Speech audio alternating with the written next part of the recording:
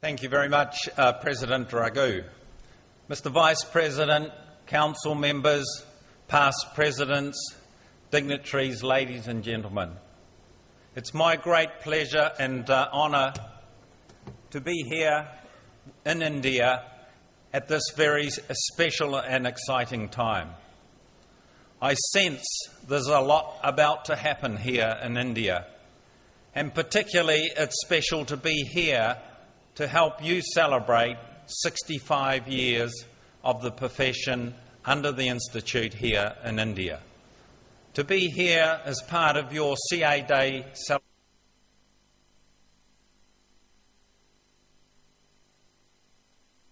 So it's my great pleasure to present to you this evening under the heading Accountancy Profession, Embracing Change and Driving Growth.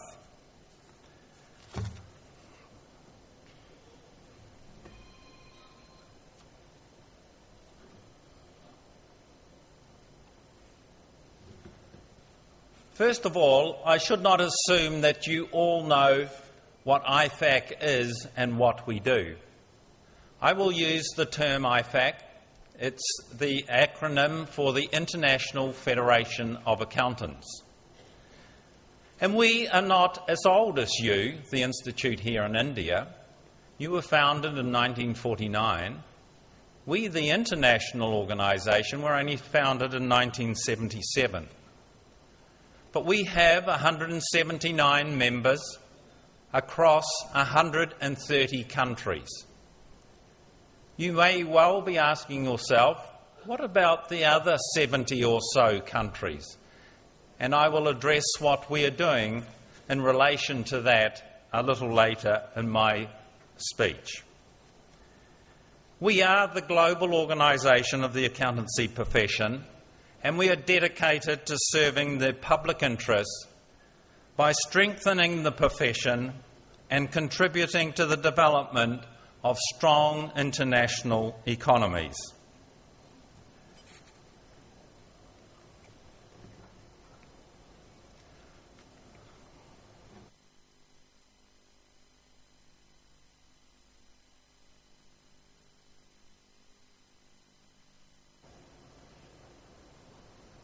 Sincere apologies, I'm having trouble with this keyboard. It's race with one push, it races ahead. Oh dear.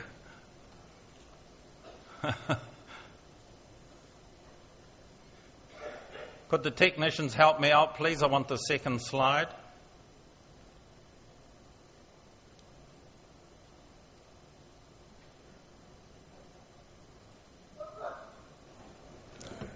Right.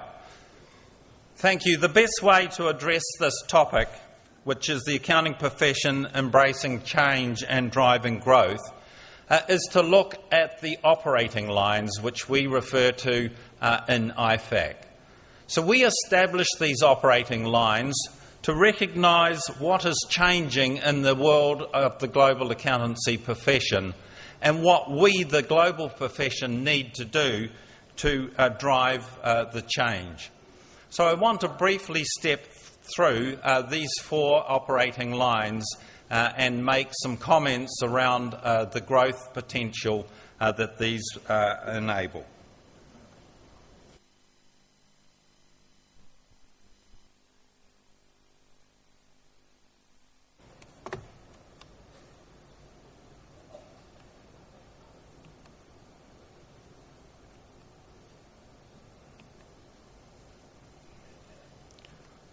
This is proving very challenging. Right. So our very first operating line is what we refer to as supporting standards development. And we, the global profession, believe that high quality profession because they are the foundation of high quality performance. We also believe that the public interest is best served by the consistent adoption and implementation. And members of the profession here in India, that's where the rubber meets the road, with adoption and implementation. If we stop the process at just setting the standards, that would not achieve what we're wanting to achieve in this regard. So it is very important that we encourage adoption and implementation of these standards around the world. And it's one of the things that sets this profession apart from many other professions in the world and enables us to describe ourselves as a truly global profession. We at IFAC support 4 standard-setting boards, and they are involved in audit and assurance, ethics, education, and public sector accounting standards. In the private sector, these standards promote confidence in the markets amongst investors.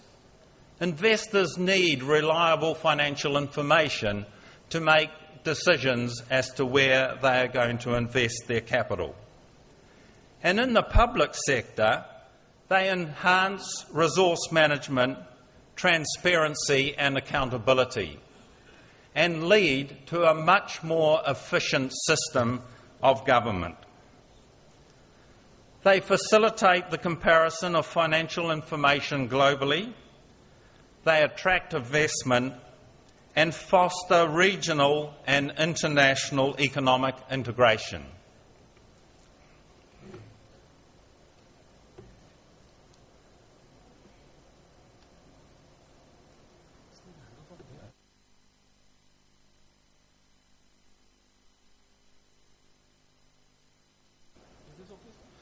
No, it needs to be this one.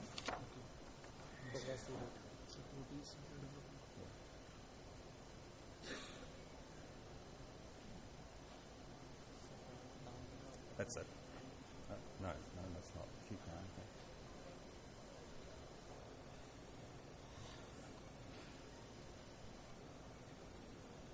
That's it. Thank you. Sincere apologies about that, but I think we've got it sorted now. So in the area of high-quality international standards, IFAC, the global organisation, is the natural facilitator. And you'll see the numbers on this slide that represent the outcome of the global profession's efforts. So we've got more than 80 governments and public sector entities using the public sector accounting standards, more than 100 jurisdictions using and adopting the auditing standards, and more than 120 jurisdictions using and adopting the Code of Ethics. Enhance perceptions and reduce misconceptions of the independence in the standard-setting process. These standard-setting boards are independent of IFAC, are independent of the profession, and there are many safeguards in place to ensure those independent situations exist. I would like to mention to you 2 pieces of work that are coming out of these standard-setting boards.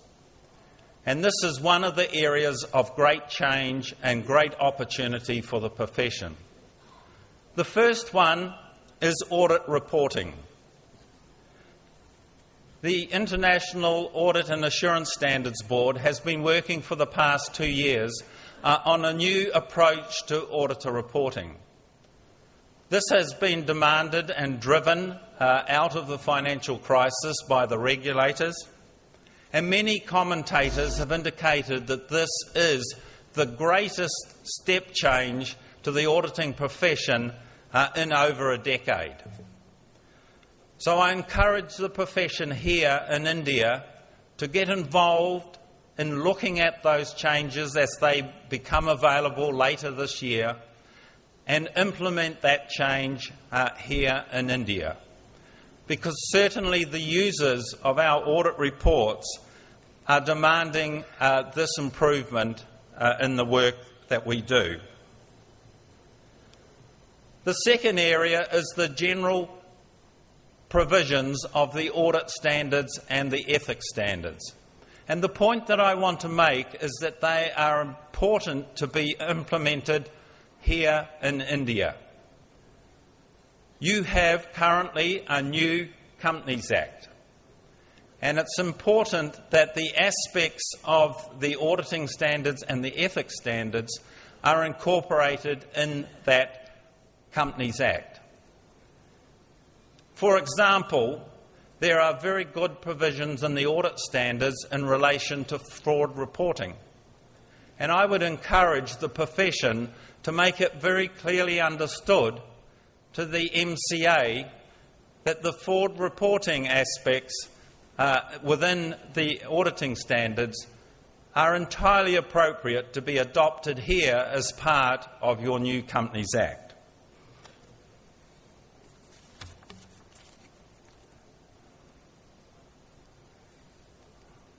No, you've gone the wrong way. You've gone the wrong way. You need to go forward.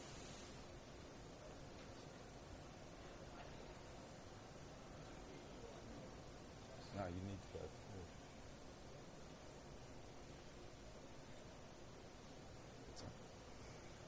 Do you want me to go? Okay, our second operating line is what we refer to as improving quality and capacity. So we focus on enhancing quality and increasing the capacity of accountants and the accountancy profession around the world. We do this by the method of our member compliance program, and that is an important component of our desire to ensure quality and capacity. And I quite often say that being a member of IFAC is not like being a member of a sports club.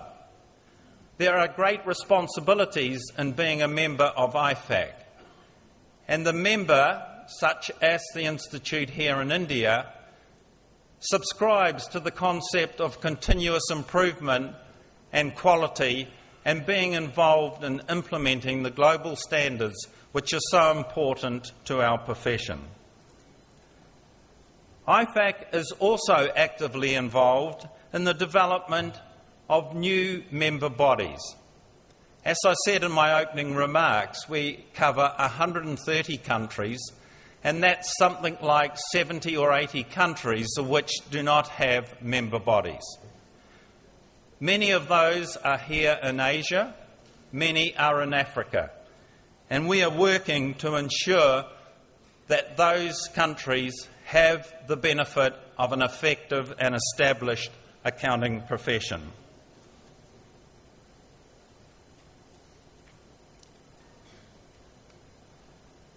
In this operating line, IFAC serves as a creditable convener.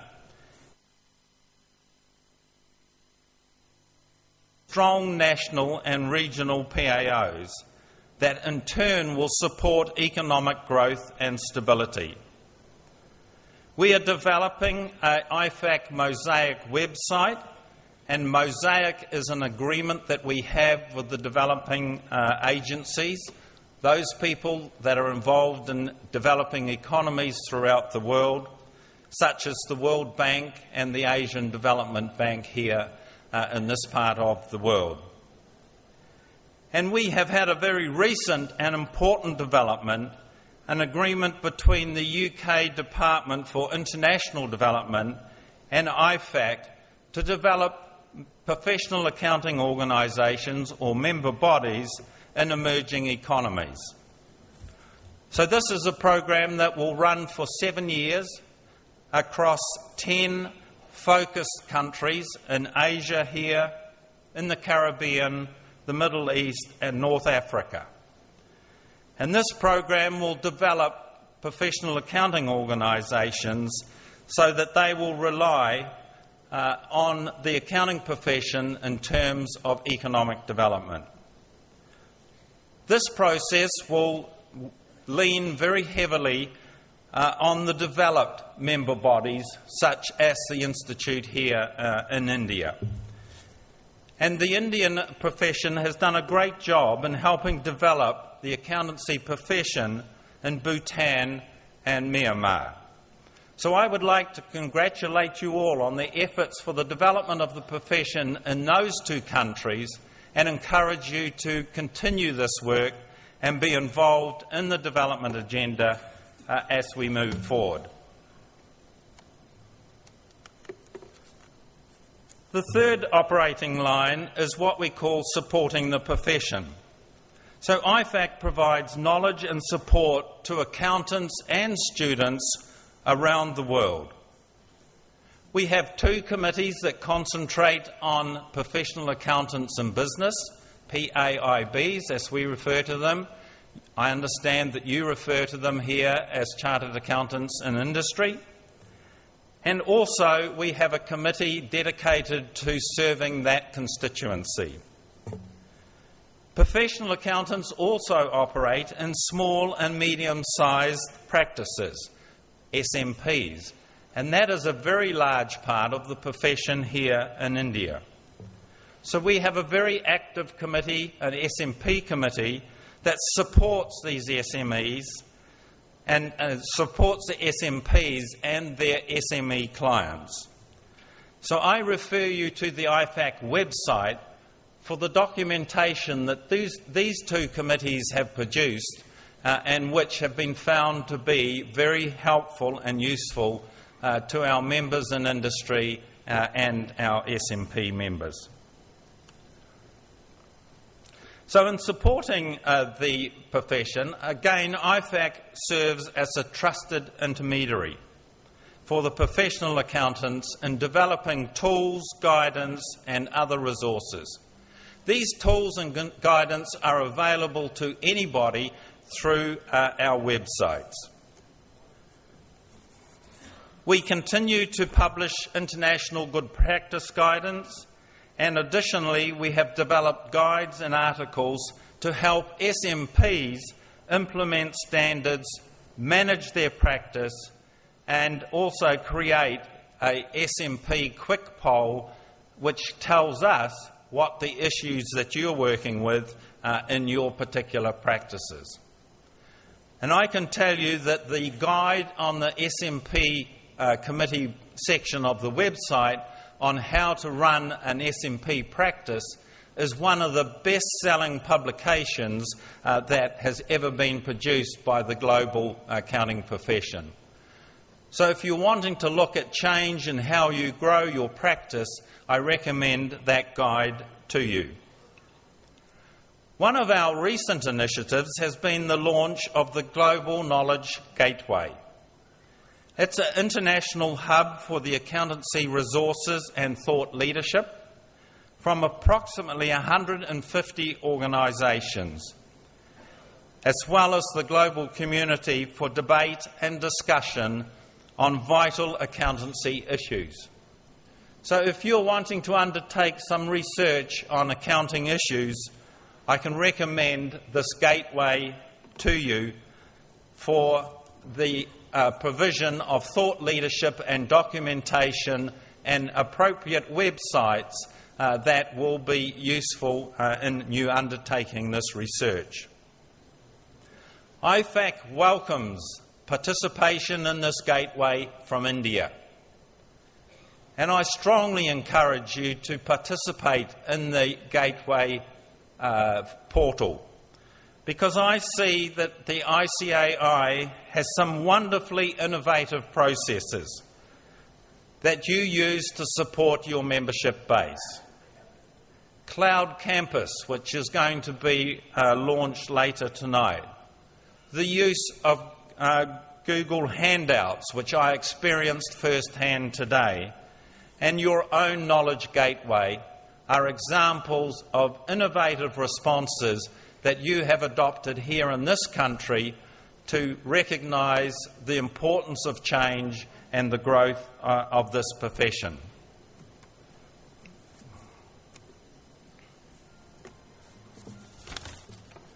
Our fourth and final operating line is global representation and advocacy. In our capacity as the international organisation of the accountancy profession, we act as the global voice of the profession and speak out in the public interest in those areas where a global perspective is required. We do have a unique and influential voice, and we often strive to position ourselves and our convening power to join with like-minded stakeholders to take part in a common initiative. And we enhance the recognition of and the public confidence in professional accountants as highly skilled, ethical contributors to the global economy. Some of our recent activities has been a successful seminar on the financial reporting supply chain in conjunction with the GPPC of the major accounting firms. Also, we have been convening the global public sector leaders from the largest accounting firms. And this is an exciting development for the global profession in its objective to achieve reform in the public sector financial management. Because if that's going to be implemented, we need to have the major global firms involved in assisting with the implementation of that initiative. And we have for many years engaged with the European Commission and the G20 on these various changes and initiatives in the global profession. I hope this overview of our operating lines has been useful in providing an input and an insight to IFAC's focus. It is determined on the changes that are happening in the profession, and under this operating line, global representation and advocacy, we have identified 4 key themes, which are by no means a complete list of the themes, and they will continue to increase. And I'm wanting to share with you those 4 themes because they are the key areas of change that we are aware of in the global profession.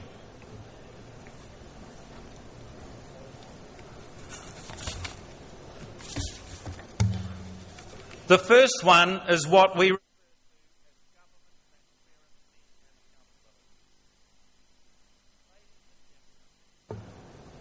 If ever we needed a demonstration of the importance of this initiative, it was the global sovereign debt crisis that illustrated that the problem with governments was that they did not have a proper system of financial management, and their current systems lack transparency and accountability. It's interesting to note, and very hard for us as chartered accountants to fathom, that most of the governments in the world do not have a balance sheet, do not have a profit and loss statement as we know it. So what that means is that they have no understanding as to what their assets are, or the value of those assets, or worse still, they have no idea as to what their liabilities, commitments or contingencies are. And we saw that demonstrated very well in Europe over the last 5 or 6 years, where we saw Greece, Spain, Portugal, Ireland get into serious trouble because they did not have a proper system of accounting, budgeting and financial management. So we as accountants know how to fix that. We understand proper accounting. So I ask you today, how long can we stand on the sidelines and see this happen? We need to get involved in convincing the governments in our countries to adopt a proper system of accounting and financial management. For many years, we have advocated for public sector financial management reform, and we have been working alongside a wide range of stakeholders to address this issue. I would like to congratulate the profession here in India on its efforts to date. They are partnering with the government here in India and with the various departments to convince them of the need for the adoption of accrual accounting. I encourage you to continue to push this. And even though this is a very big country and the task is daunting, a big country equals big benefits. So when this is properly implemented, this country will receive enormous benefits from the implementation of proper public sector reforms. The public of your country, and in fact the global citizens, deserve this proper system. And it seems very strange to us accountants that the governments of the world insist on a proper system of accounting and financial management in the private sector corporations, where they don't do that for their own operations. In many, many countries, the government operations are much larger than private sector organisations. The next area that I would like to address is the enhanced organisational reporting. It's interesting to note that the users of our output, financial reports or corporate reports, have been telling us for some years now that they are not fit for purpose. They have stopped short of telling us that the system is broken, but they have told us that our current system of corporate reporting is no longer meeting their needs as investors. So integrated reporting, IR, has emerged as a major initiative to promote transparency of accountability and enhance investor and stakeholder confidence in corporations. Investors are telling us that sustainability is not just about continued profit. It's not just about the bottom line performance of a corporation. Investors are wanting to know that if a corporation uses natural resources, such as water or power, what is the sustainability? What is the long-term supply arrangements for those important ingredients in their corporation? They want to know what are they doing concerning their human capital, the people that they employ. They want to know what they're doing in the communities in which they operate. Are they good corporate citizens? So, this integrated reporting initiative, and I recommend to you the International Integrated Reporting Council, the IIRC website, because they have issued a framework of reporting around integrated reporting.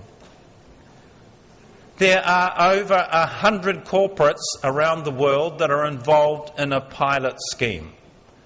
At least two of those are here in India, and I had the pleasure of sitting alongside one of the senior executives from Tata Steel, who is a pilot participant, and it was really encouraging for me to see the enthusiasm that that gentleman had for integrated reporting and integrated thinking, and how it was revolutionising the way that they run their business. Ladies and gentlemen, this is the way forward on integrated reporting. We all need to step onto this train because it has left the station. And while initially integrated reporting is aimed at what I refer to as the big end of town, so that's the large corporations, it's equally applicable to small to medium enterprises. I see this as a tremendous opportunity for the Indian accountancy profession. So those of you that have not heard of integrated reporting before, please take the time to find out about it, brief yourselves, and work that thinking into your advice to your employers and to your clients. The third area that I would like to address, and we refer to it as credibility and usability of financial reporting. It's very much lined up with integrated reporting, and we refer to it as the financial reporting supply chain. The process of producing financial reports is a very complex one, and it is one that has many people and many participants involved with it. Do not adopt that same concept. So, again, I would encourage the profession to speak out on this area, to make sure that the preparers, the regulators, the audit committees, the boards of directors understand their responsibility in this financial reporting supply chain.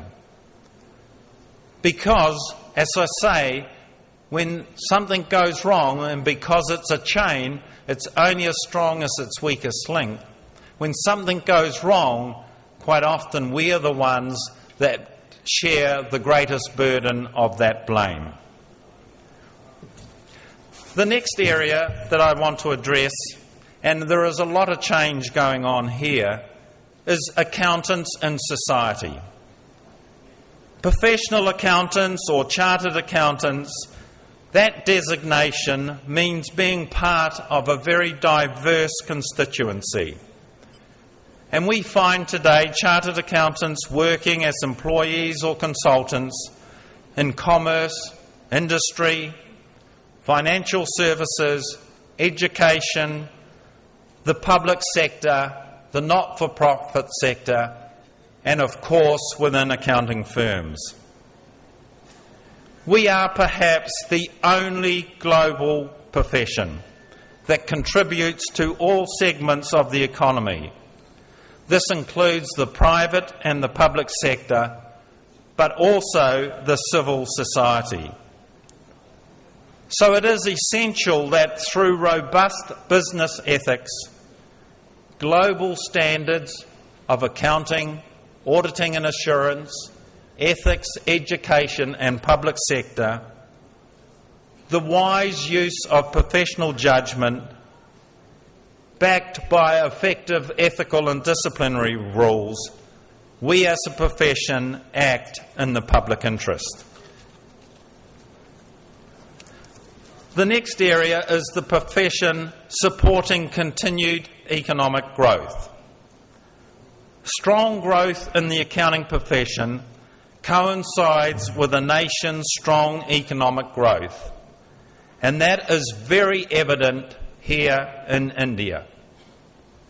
Ladies and gentlemen, the research is quite conclusive that a country will not realise its full economic potential unless it has an effective and efficiently operated accounting profession. You here in India are blessed with a most effective and efficient accounting profession. So with the profession working in partnership with the country, you will achieve your economic growth targets. And it's very interesting for me to note that the World Bank expects India's GDP to expand to 5.5% this year, compared to a 2.8% prediction for the world economy. And many commentators would say that India, with its vast population, needs growth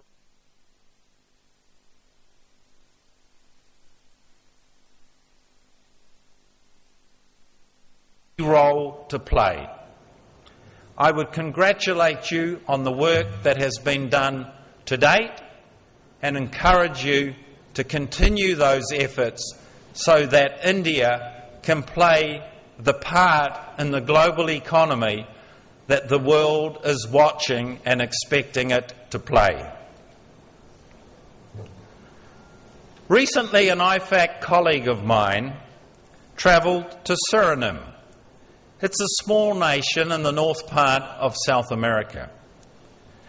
It has a small population of 500,000, and it only has 35 qualified accountants. So that is nowhere near large enough to support the economic growth targets of a country like that. But another example, much closer to home to you here in India, is Indonesia. That has a population of 250 million, one of the largest nations in the world.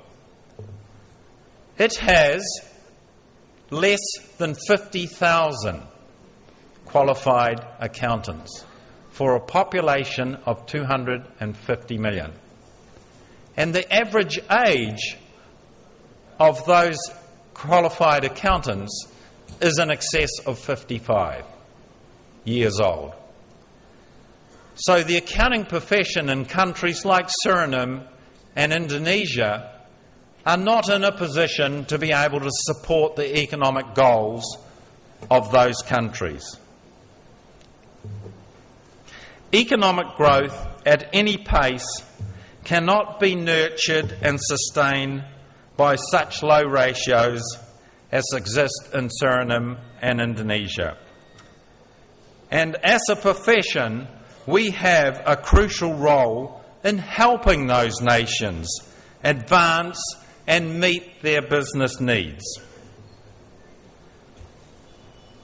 On my opening slide, I indicated that the global profession represents 2.5 million accountants. Every time I stand up around the world and quote that number, I shudder, because 2.5 million accountants are nowhere near enough to meet the demands that the public are placing on us, the accounting profession.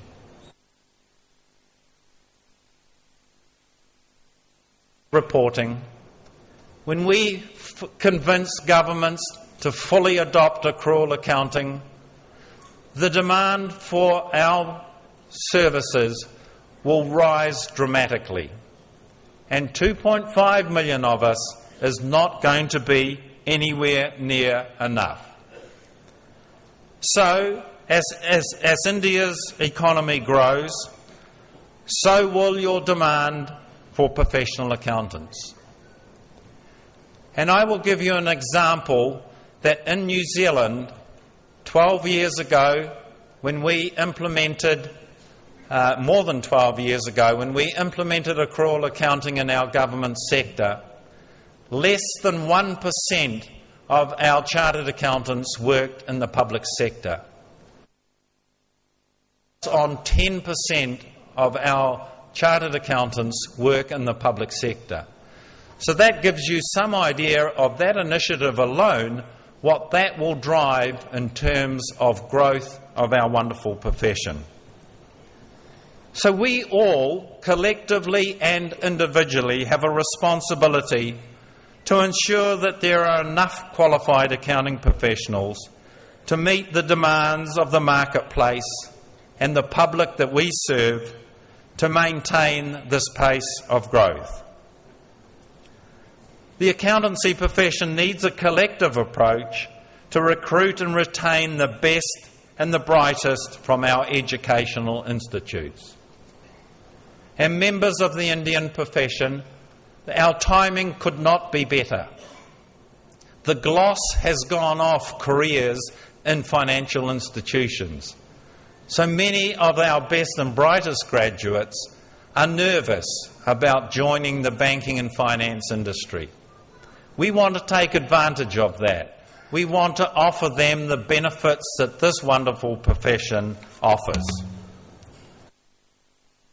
Closing, as we look ahead, we must keep working to keep our profession on the right and relevant track. Both the Institute of Chartered Accountants of India and the International Federation of Accountants will continue to collaborate to foster the skills, attitudes values and expertise that sets our profession, the accounting profession, apart from all others. You are experiencing many changes here in India at the present time, not too dissimilar to many countries around the world. For example, you have a new Companies Act. You have a new government has come into power, the first majority government in over 50 years. And they are obviously going to bring many changes. And what I can say, it provides unbelievable opportunities for you, the accounting profession. It provides an opportunity for you to showcase your expertise and to provide the professional experience to support these changes and these new processes. We at IFAC, the global body, stand ready to assist you in embracing these changes and achieving your growth targets. We collectively must face the future with its challenges and opportunities by continuing to contribute to greater economic freedom and prosperity both here in India and around the world. Thank you, ladies and gentlemen. It's a great pleasure to be here with you tonight.